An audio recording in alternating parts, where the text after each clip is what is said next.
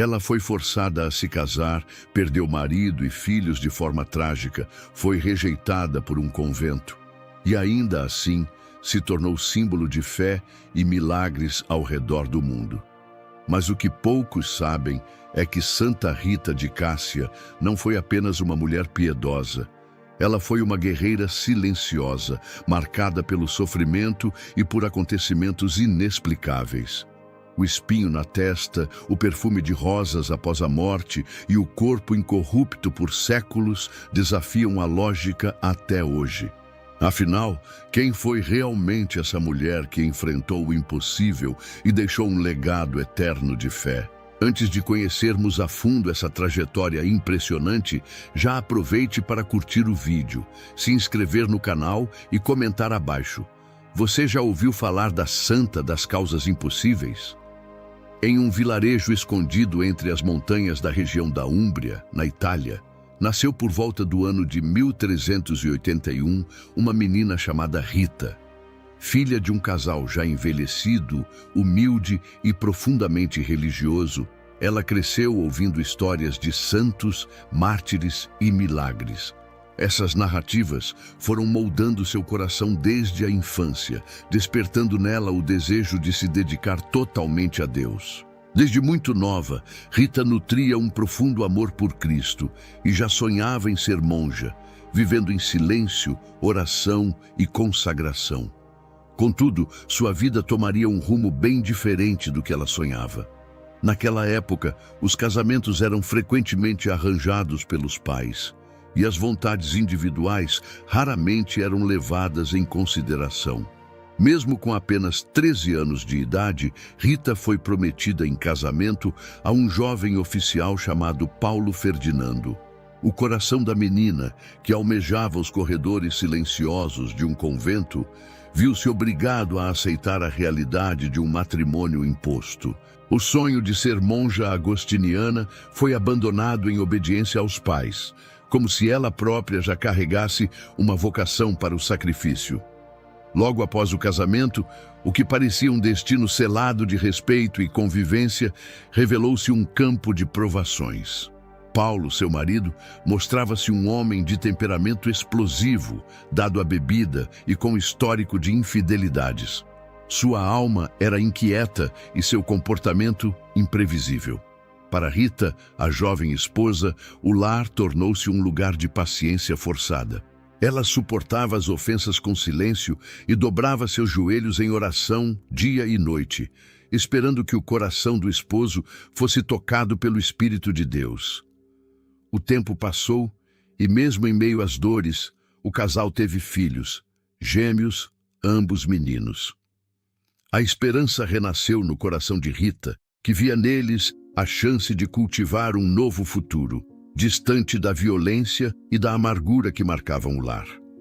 Ela os educava com ternura, ensinava sobre Deus, os levava à oração e tentava guiá-los pelos caminhos da paz. Contudo, a semente da rebeldia já parecia germinar nos dois desde cedo. Tinham o gênio do pai e, como ele, rejeitavam os conselhos da mãe. Por 18 anos, Rita foi esposa e mãe em meio ao sofrimento. Ela perseverava, sem perder a fé, rezando incessantemente pela conversão do marido e pela transformação dos filhos. E algo extraordinário começou a acontecer. Lentamente, Paulo Ferdinando foi mudando. As orações constantes e a paciência de Rita começaram a quebrar suas resistências. Aquele homem, outrora cruel, tornou-se mais brando, mais presente, mais humano. O milagre da mudança surgiu dentro de casa e logo passou a ser notado por outras mulheres da cidade. As vizinhas, que também sofriam com maridos violentos, buscavam conselhos em Rita, admiradas pela sua mansidão e fé inabalável. A jovem, que outrora fora forçada a casar agora, era vista como exemplo de esposa virtuosa e mulher de oração. Contudo, o passado de Paulo cobraria seu preço. Ele havia acumulado muitos inimigos, envolvido-se em rixas e ofensas antigas. Certa noite, quando voltava do trabalho, caiu em uma emboscada e foi assassinado. Quando recebeu a notícia, Rita, Não apenas chorou a perda do homem que amara e transformara, como também se viu diante de um novo temor, a vingança dos filhos. Os dois juraram encontrar e matar o assassino do pai, sedentos por justiça com as próprias mãos. Rita, tomada de angústia, implorou a Deus. Preferia que seus filhos morressem antes de cometerem um assassinato. E de maneira misteriosa, foi exatamente o que aconteceu. Ambos foram acometidos por uma peste mortal que assolava a região. Mas antes de partirem, perdoaram o assassino. Após perder o marido e os filhos, Rita se viu totalmente sozinha no mundo. Mas em vez de mergulhar na amargura, ela decidiu entregar-se de corpo e alma àquilo que sempre desejou. Uma vida dedicada à oração, à penitência e às obras de misericórdia. As dores profundas que sofreu pareciam apenas intensificar seu amor por Cristo.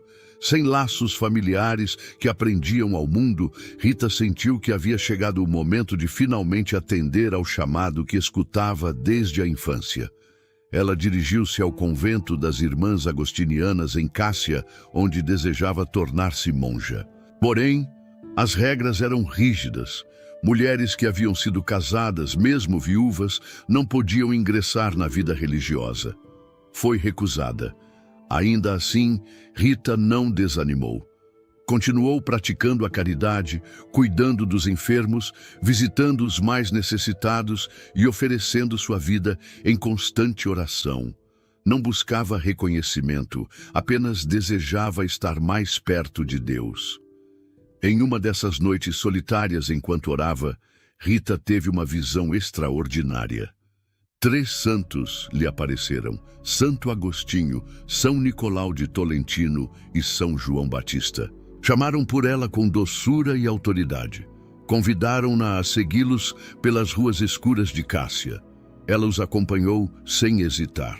Depois de um tempo caminhando, os 3 desapareceram. E de maneira inexplicável, Rita se viu dentro do mosteiro de Santa Maria Madalena, mesmo com todas as portas trancadas. As freiras ficaram em choque. Nenhuma entrada fora aberta, nenhuma chave fora usada. Não havia explicação humana para a presença daquela mulher ali dentro. Diante da situação, entenderam que aquilo era obra divina. A própria presença dos santos e o fenômeno milagroso da entrada foram vistos como sinais do céu.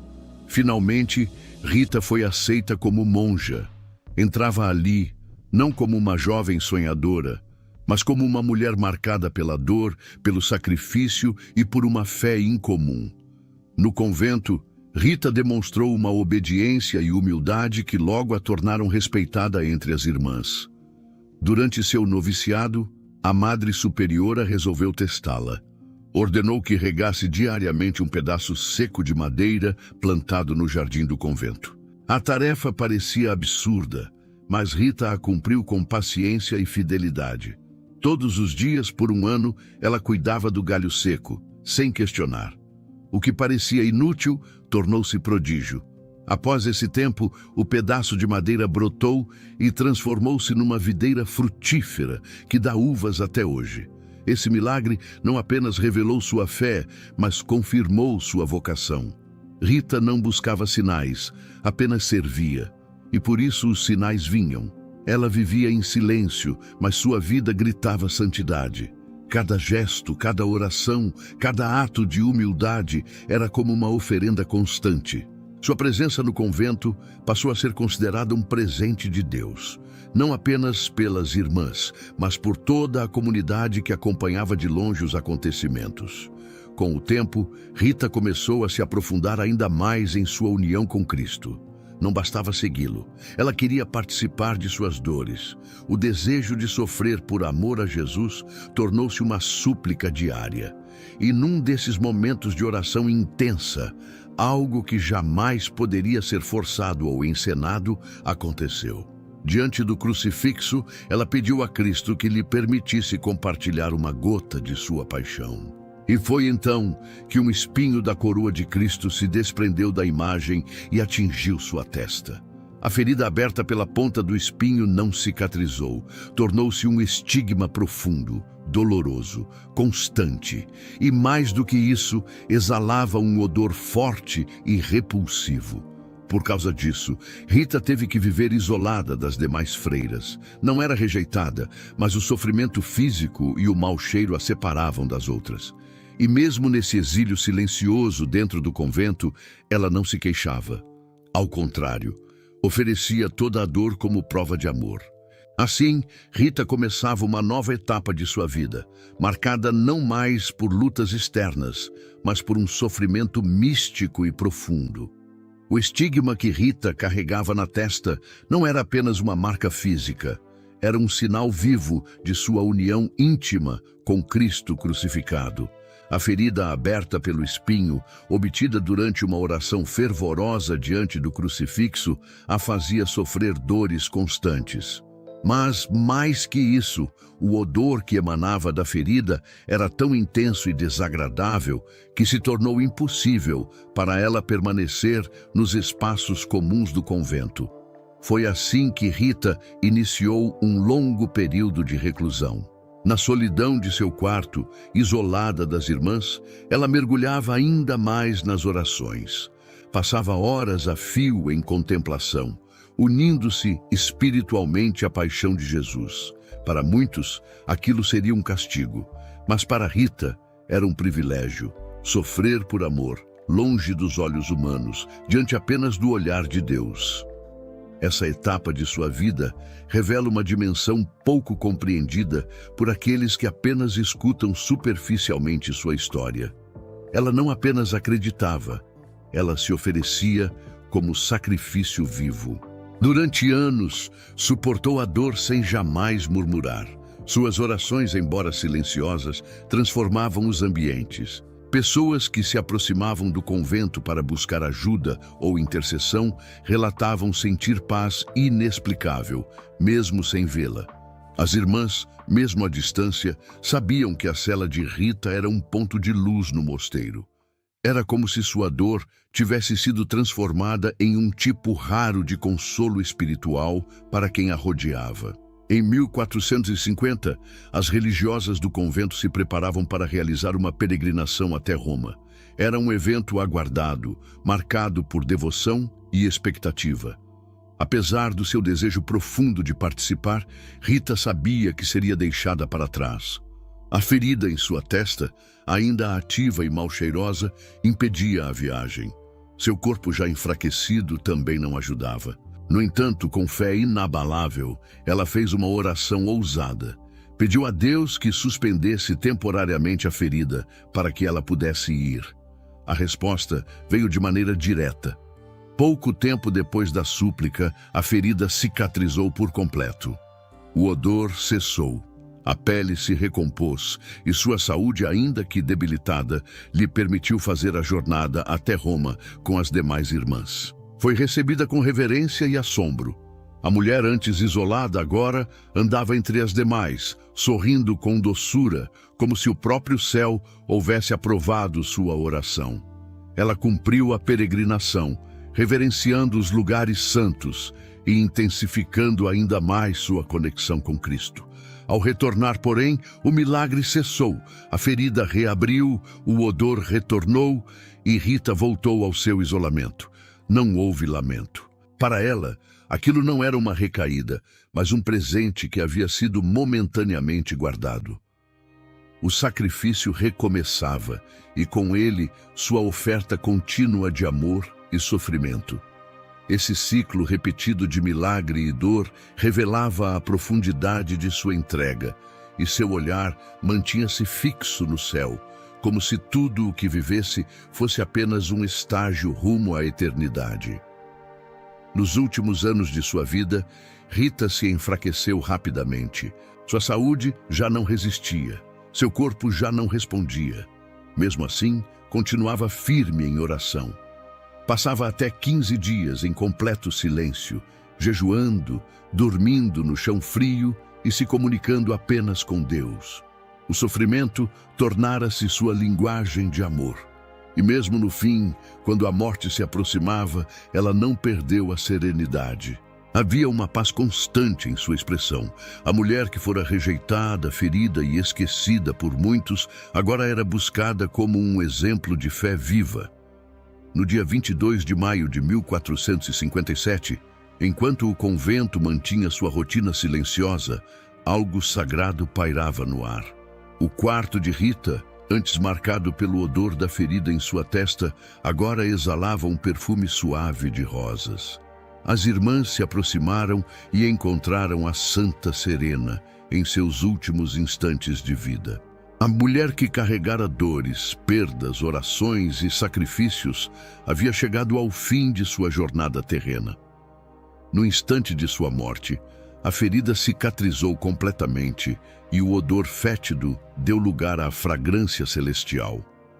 O que ocorreu em seguida transformou Rita não apenas em uma referência de santidade, mas em um enigma para a história. Uma das freiras do convento, que tinha os braços paralisados havia anos, se inclinou sobre o corpo da santa, tocou-a com reverência e, naquele instante, foi curada. Os membros que antes não respondiam, agora se moviam normalmente.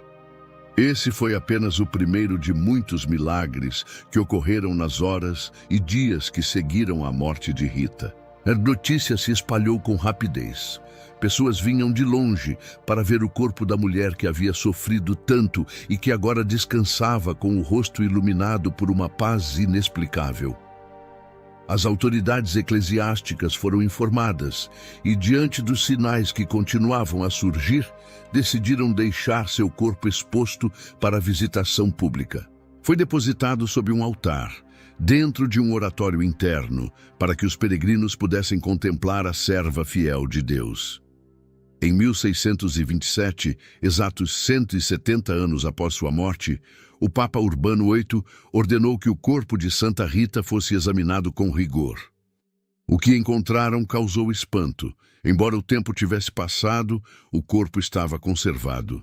Mesmo com o passar dos séculos, o corpo permanecia incorrupto, um fenômeno que até hoje intriga fiéis e estudiosos.